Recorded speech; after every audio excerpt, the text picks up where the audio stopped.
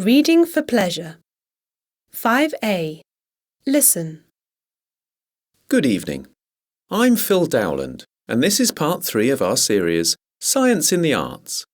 Here with me in the studio is best-selling author Ursula Adams, who's going to tell us about one of her writing heroes, the man many consider to be the father of science fiction, Jules Verne.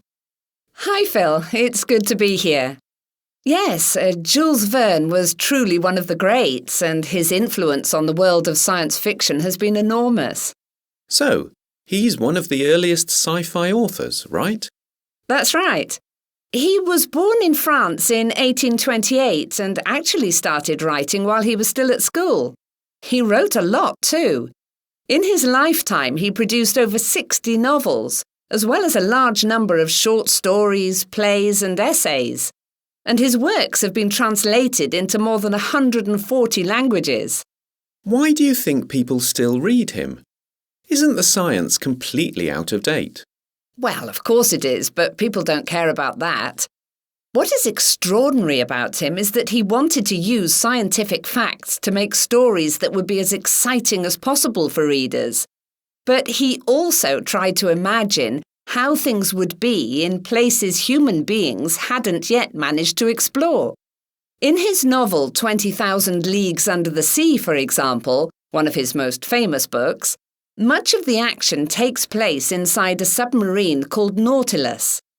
This submarine allows its crew to come across fantastical sea creatures and even the mythical sunken city of Atlantis. Before Verne wrote the book, the French had already created a submarine, but it could only dive 10 metres underwater at most. And while the creatures and the city Verne described didn't actually exist, their presence in the story makes it more dramatic. It's the way Verne used ideas from the science of the time to create exciting adventure stories that keeps people reading his works today. So what made Verne start combining science and adventure in his writing? Well, we know that by the age of 8, Verne was already fascinated by geography and got high marks in the subject at school. We also know that at the age of 11, he boarded a ship alone, planning to travel the world. Apparently, his father caught him just before he managed to leave France and made the young Jules promise from then on to travel only in his imagination. It was his interest in geography that made him want to keep up to date with any technological developments that would make travel quicker and easier.